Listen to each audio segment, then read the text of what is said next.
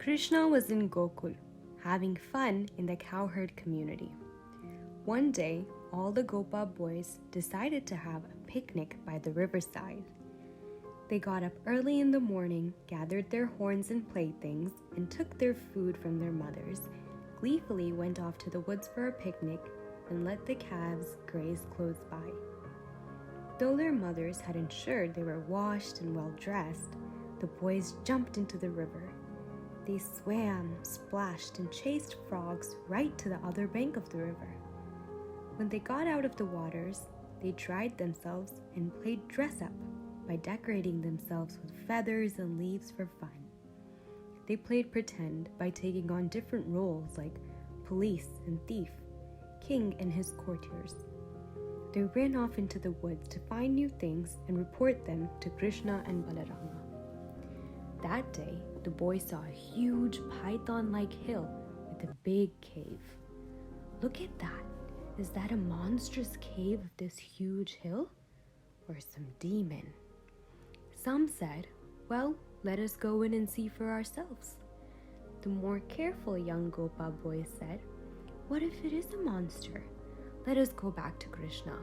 At least, let us fetch him before we enter this cave.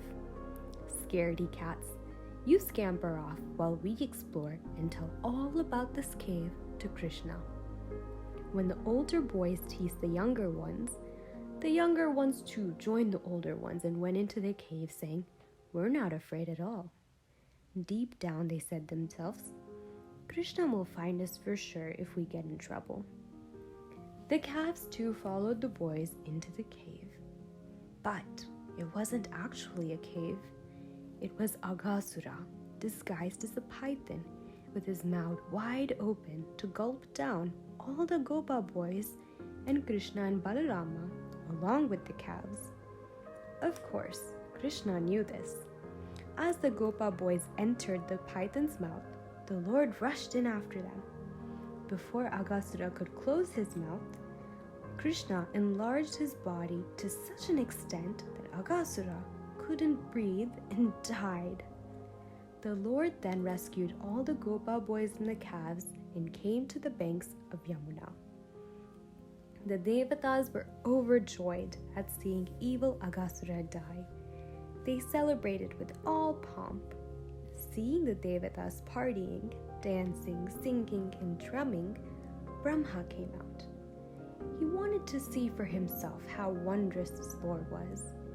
So he thought up a scheme. As the Lord, surrounded by the Gopa boys, sat down to have lunch by the riverside, the boys competed with each other to attract his attention. Meanwhile, Brahma quietly whisked away the calves. The boys continued to have fun, telling tales and cracking jokes. Suddenly, they realized the calves were missing.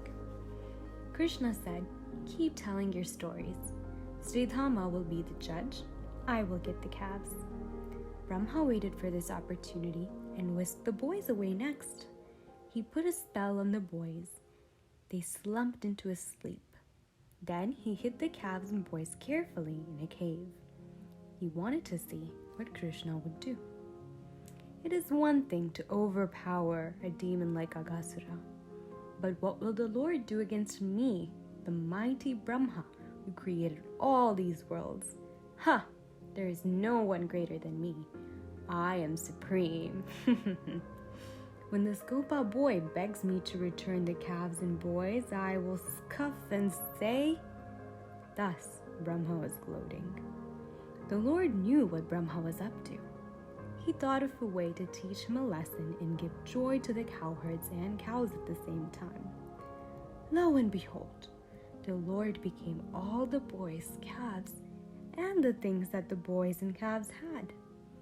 He thus went with all of them back to Gokula. No one could figure out that there was something different about the boys and calves. In fact, all the mothers and fathers and cows loved the boys and calves even more. Everyone was immersed in joy because Krishna is joy, and they now had the Lord and the boys and calves. So much more joy than ever. This went on blissfully for about a year. That was just a moment for Brahma. When he returned, hoping to see the Lord clueless and helpless, he was shocked to see the boys and calves as before. He went back to the cave to check if they were still there. They were. He came back to Yamuna, and here they were too. He was so confused. The tables had turned. It was not Krishna, but Brahma, who was utterly dazed and lost and helpless. He immediately recognized his mistake and sincerely apologized to the Lord. Brahma said, "Lord, look at my audacity and stupidity. I wanted to show off my powers against you. I thought I was the Supreme One and wished to see you plead with me to get the boys and calves back. I forgot that you were the Supreme One. I forgot that you were my father.